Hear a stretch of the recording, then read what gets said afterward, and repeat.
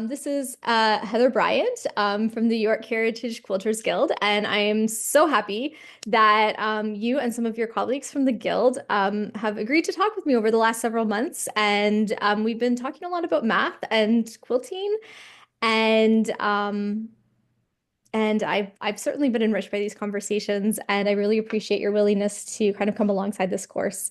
So thanks so much, Heather. Um, so this afternoon, I was hoping you could just tell us about quilts and quilting and how you see them in math. So maybe the first question that I will ask is like, what is a quilt? A quilt is a blanket at the end of the day, or a throw. It's something that Mhm. people put on their beds, or they put on the end of a sofa, or they just snuggle up under, maybe by themselves or with somebody on a slightly cold night. Quilts originated back in the United States, back during the days of slavery, where mainly women, but people would gather old rags because they didn't have the opportunity for any new clothing or blankets, or most of the things that they should have had. And so they made patchwork quilts, started to Mhm. make blankets essentially out of old rags and batting and probably horsehair and other sorts of things.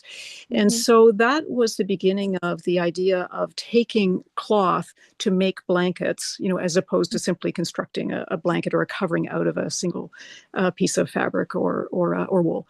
And and then, of course, it's become um, more widespread around the world, and there's a real tradition of quilting in many parts of the world. And you might call it something different, but a quilt today is considered something that has been constructed on the top with some type of design, and then has some batting, generally cotton, or sometimes a mixture of cotton and polyester, or other items, but some kind of a slightly cushioned batting in the middle.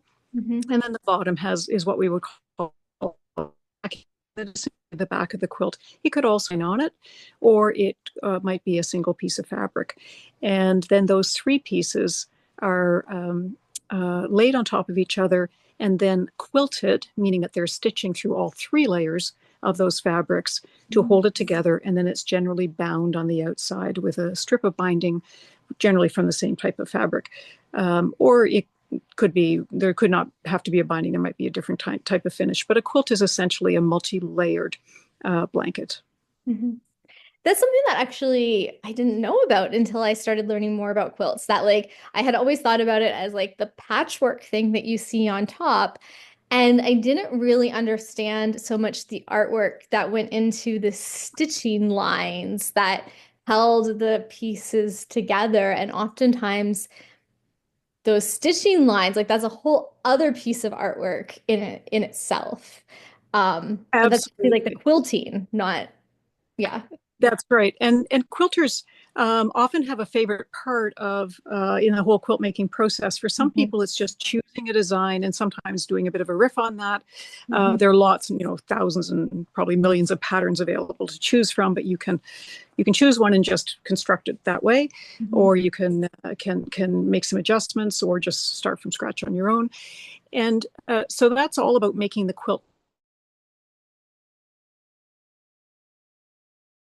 Then there's the activity of, once you have three pieces together, and deciding what type of binding and also what type of backing you're going to use. Mhm. And then the quilting activity was traditionally, of course, done by hand. This all happened well before sewing machines. Mhm. And I would say the industrial revolution of quilting was when people started to use sewing machines to actually not only construct the quilt top, but to do the quilting between all three layers, or stitching through all three layers of Mhm.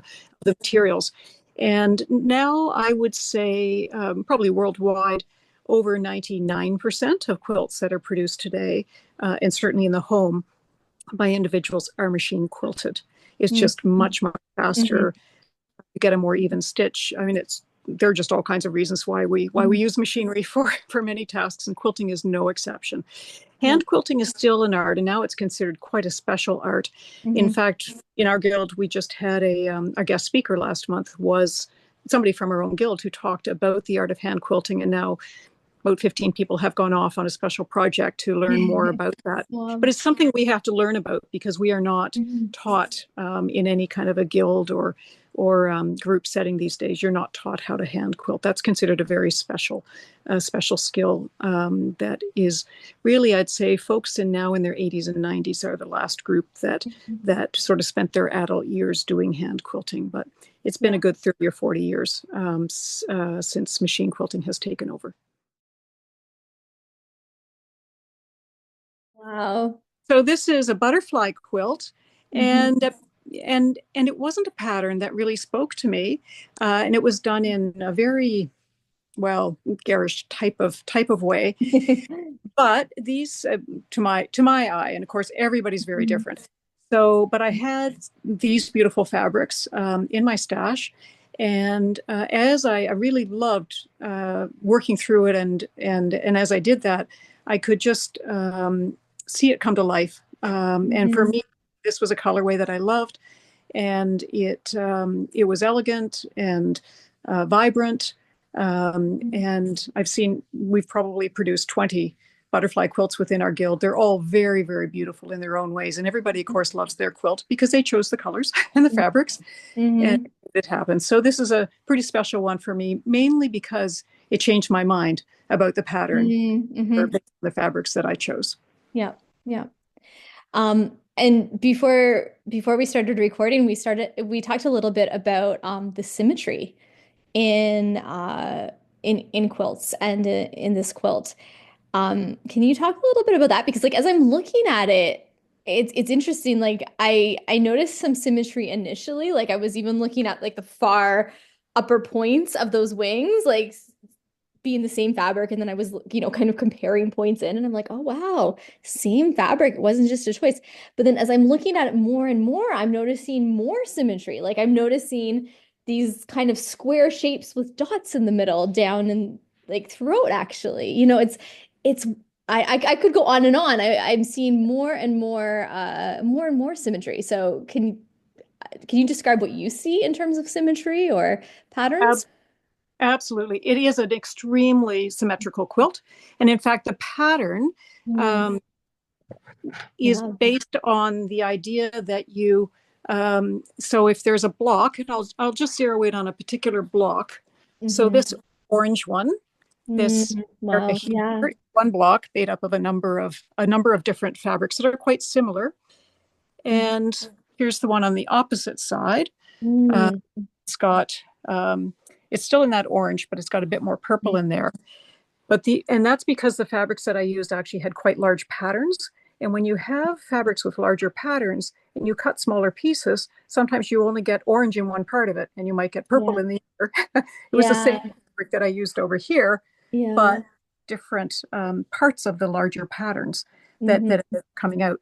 But the way the pattern works is that in the pattern book, they'll actually give you the pattern for both blocks on the two sides, and they're identical. So you make two of those blocks. Hmm. And then, of course, the shape takes place, in some cases, the Oh, block, yeah, yeah, up there. might go left, and on the other side it goes right, obviously Hmm. to because they're sort of opposite in a way, because this whole wing is going up to the right and this wing is going up to the left. Hmm. So sometimes the pieces it's kind of a mirror image, if you will, in each case. Hmm. But all of the outside, well, in fact, all of the pieces within the two sides are identical, but they're just reversed. And then that just gives you the ability to make it look extremely symmetrical. Or if you choose to use different fabrics on different, on the two different sides, or mix and match, then you're going to lose little bit of the effect of the symmetry. I chose fabrics that had a bit of variety in them, so I knew it would look a little bit mottled. But you can see that I still made some choices, like up in the two top corners, it's mainly green.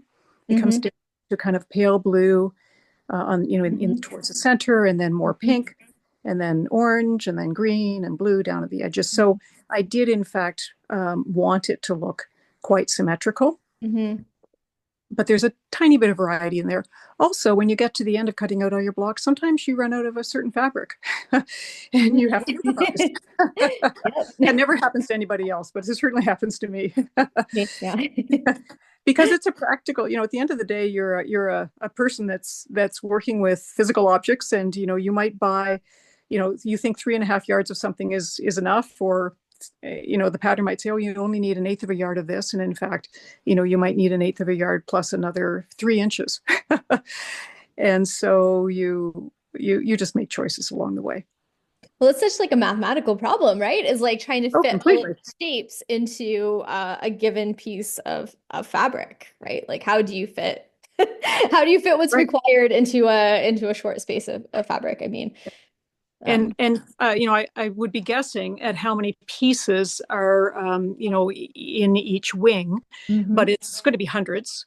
And each one of those small pieces, here's um, a very small example. This little piece here, sorry, here is probably 1 inch by 2 inches. hmm And every piece, no matter what its size, has a quarter seam allowance. And so you have to, in a pattern, they tell you obviously how it all goes together. But if you decide to go a bit off pattern in certain parts of it, then you always have to be taking into account those seam allowances.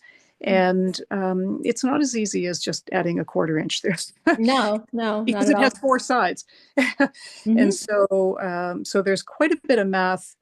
During the cutting process, it's a bit like woodworking where, they always say measure twice and cut once.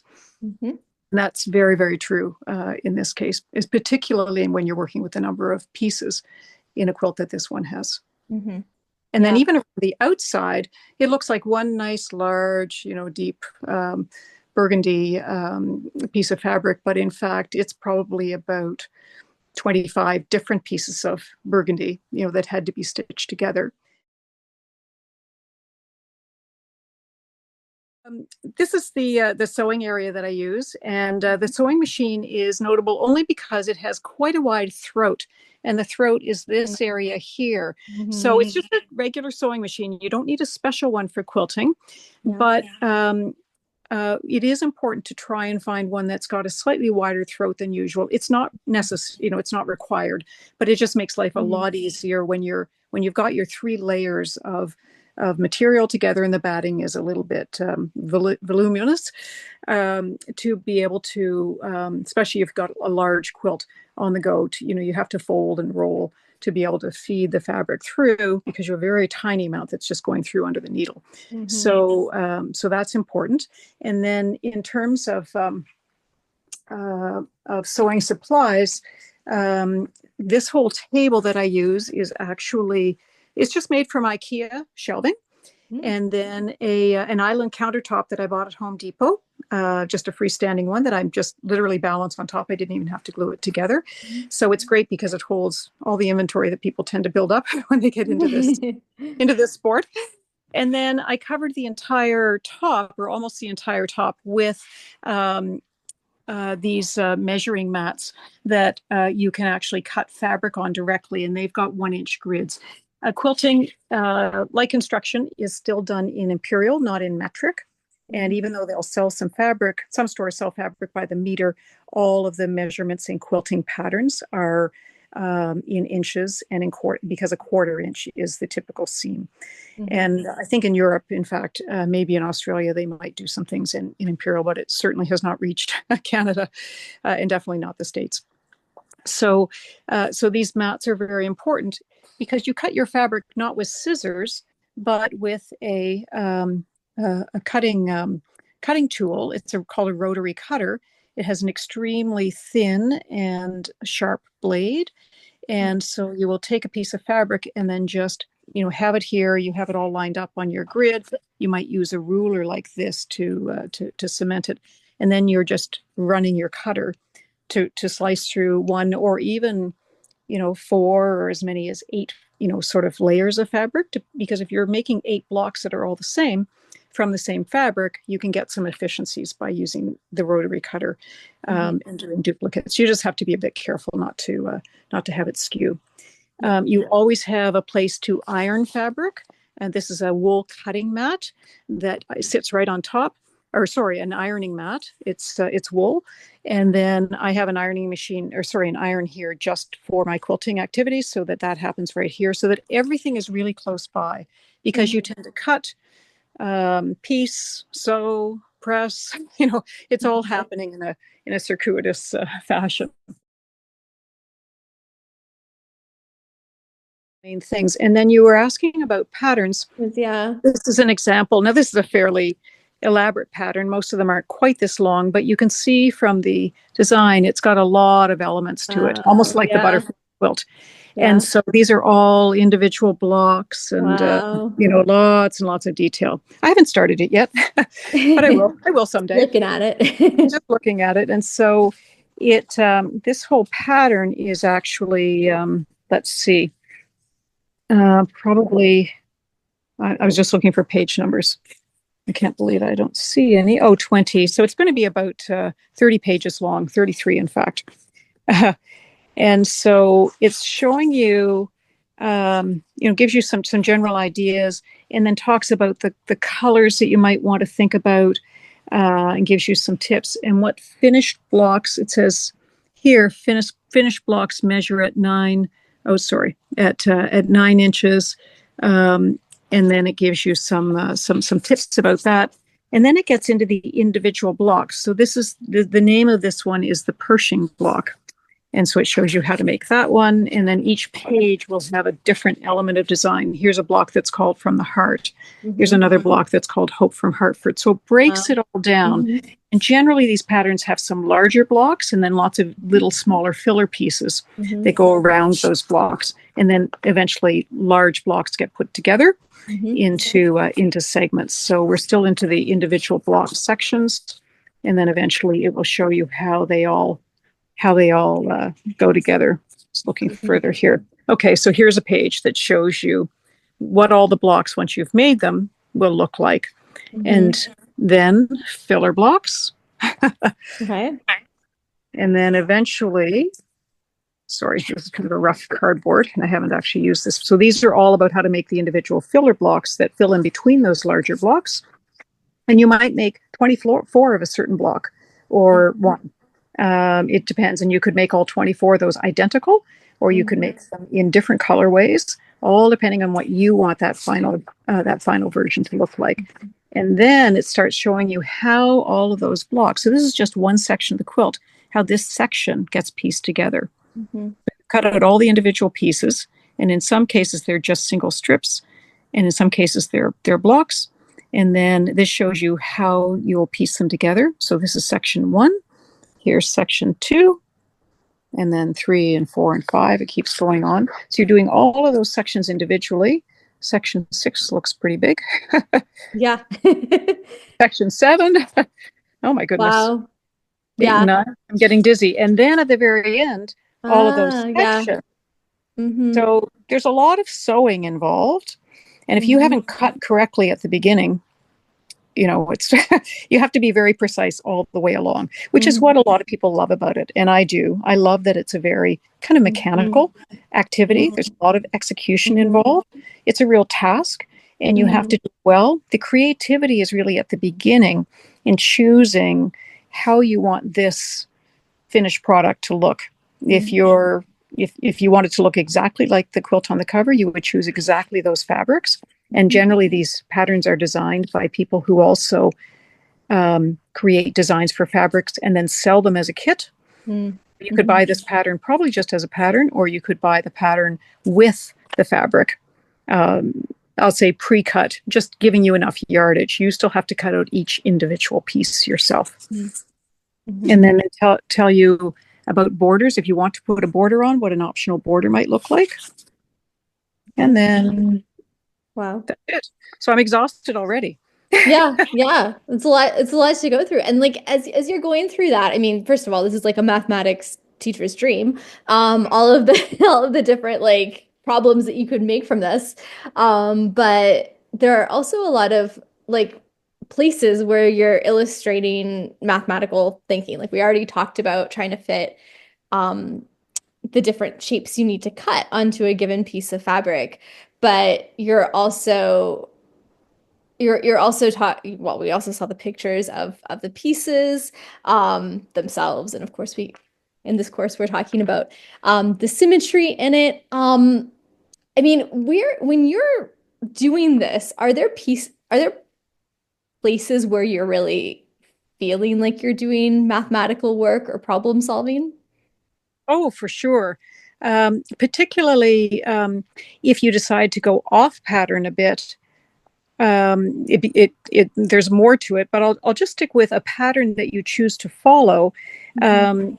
Um, just the care that you have to take with the measurements um, is, and it sounds like it shouldn't be complicated, but some blocks are 5 inch squares, some are 5 1/4 inch squares, some are half square triangles, some, and in quilting, they give you some different templates.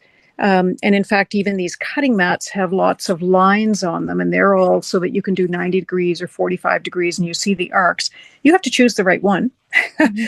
Because some triangles are 60-degree triangles, some are 90, well, 90 degrees is obviously going to be a right angle, but it could be anywhere up to 90 degrees. And so you can't just assume it's 45 degrees Mhm. because it's frequently not. I'd say the most common triangle in quilting is a 60-degree triangle. Mhm. Because then if you put those upside down, it's a more elongated triangle, and it's just more pleasing in the quilting world. So you do have to make sure that you're cutting what they're telling you, because they don't often give you any special tools. They'll just tell you what the dimensions need to be.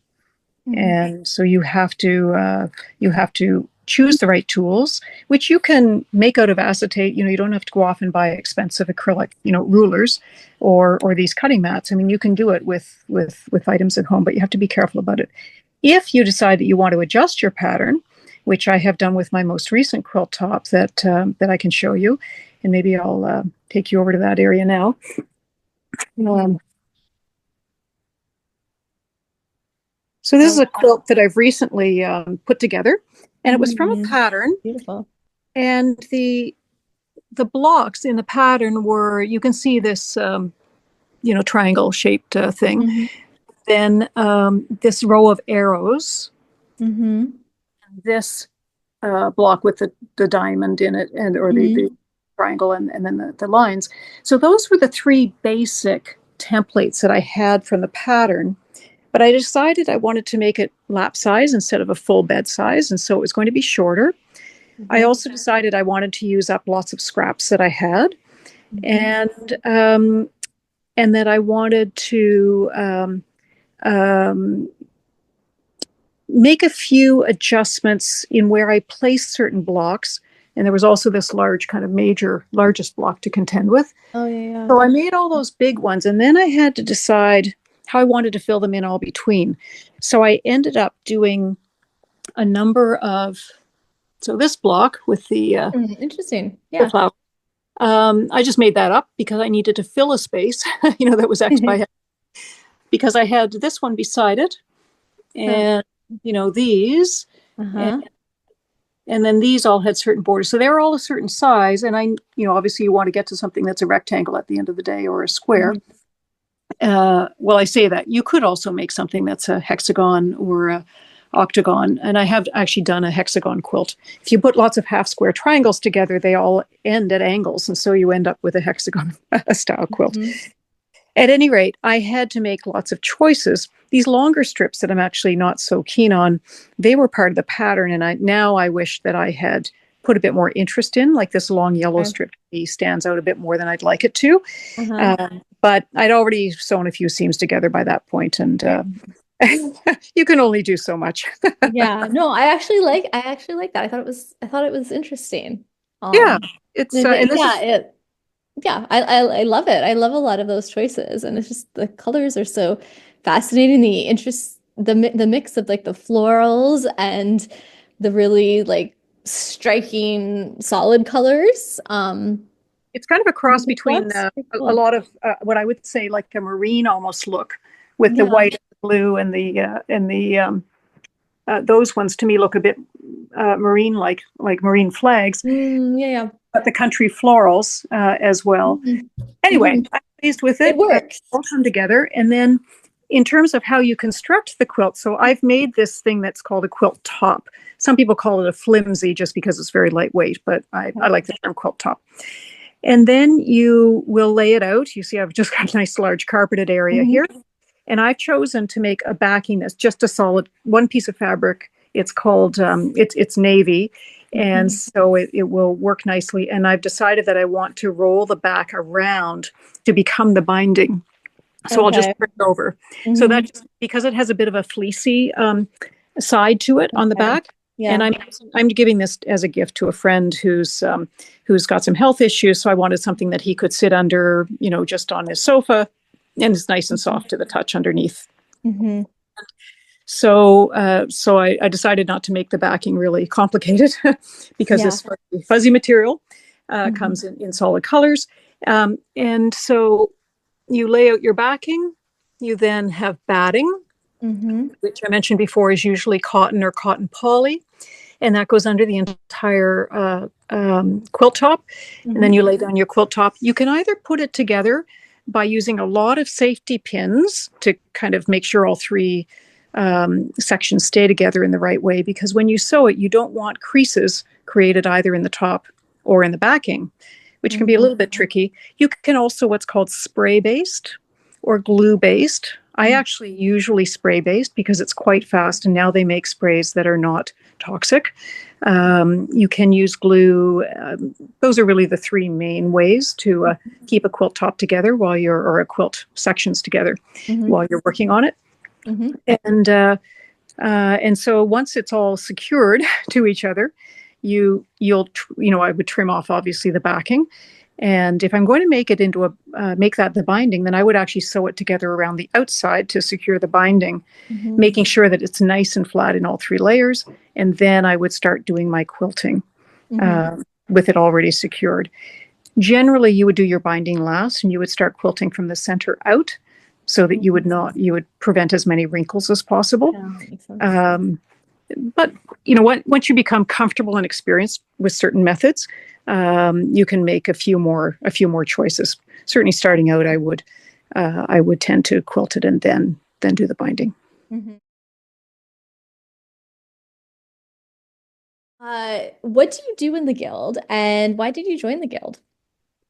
Um, well, I've just finished my term as past president of the guild, which is a little surprising considering I just started quilting about well, let's see, in about 2018. So it hasn't been that long. Mm-hmm. But guilds are really just associations of people who have a common interest. Uh, the word guild sounded very exotic and important when a friend told me about it. But in fact, there are a lot of quilting guilds all over, and they're just collections of people who want to get together and hear interesting speakers and find out all the resources. I mean, it's just like any organization where you've got something that you want to do, whether it's hiking together or doing some particular thing that has a bit of expertise attached.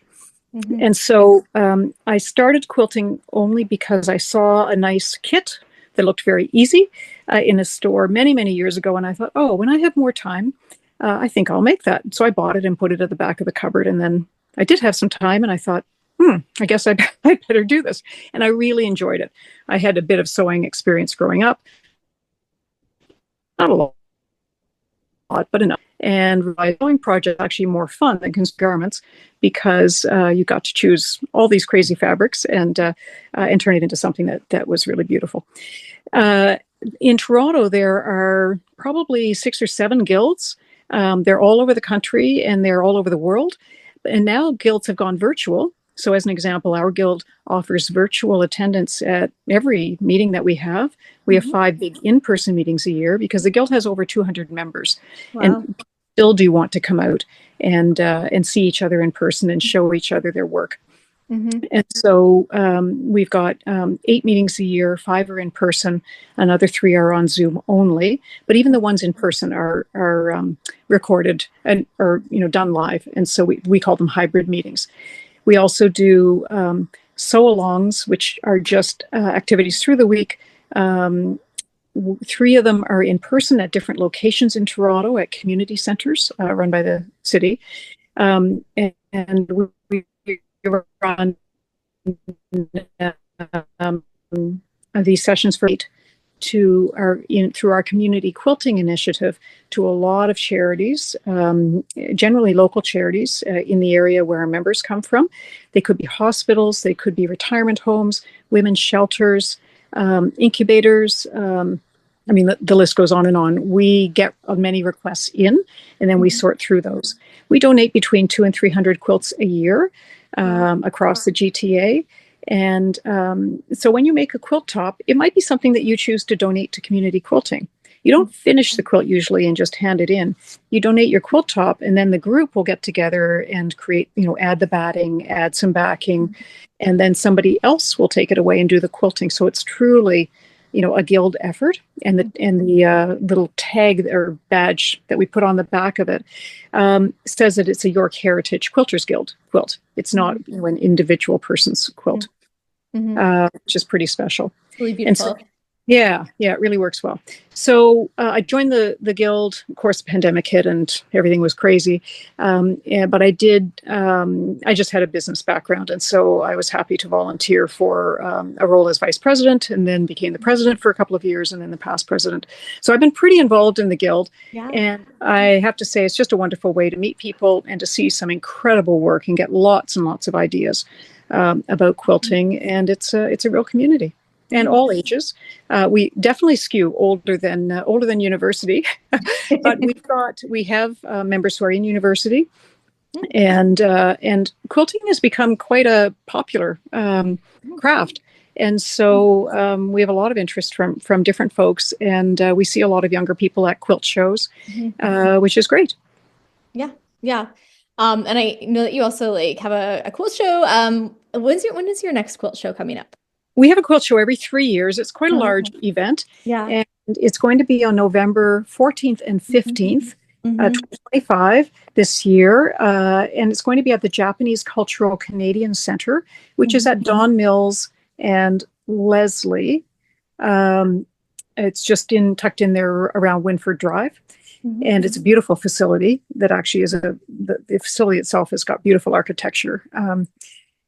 And so we'll have our quilt show there. And if students want to come and see the show, they're welcome to. We'll have our tickets online soon, or come and volunteer. That would be great too. If any students are interested in going to a quilt along day or a sew along day where they want to observe seeing quilts put together, or even just find out more about it all of that information is on our website.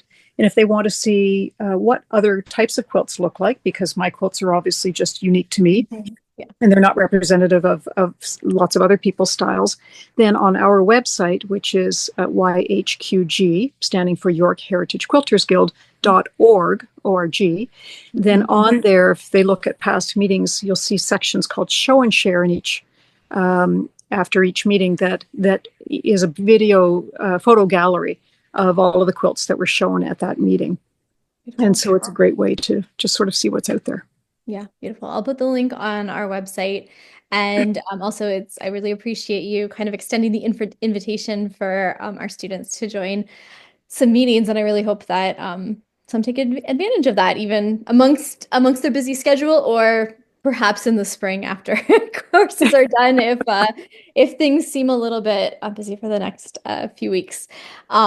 Yes. So thank you so much, Heather, for showing us around your space and some of your beautiful work. I cannot believe that you only started 7 years ago. It's so inspirational to me. And maybe a little bit too tempting. But yes, thank you so much. And thank you for being so welcoming on behalf of the Guild as well. It's my pleasure. Happy quilting.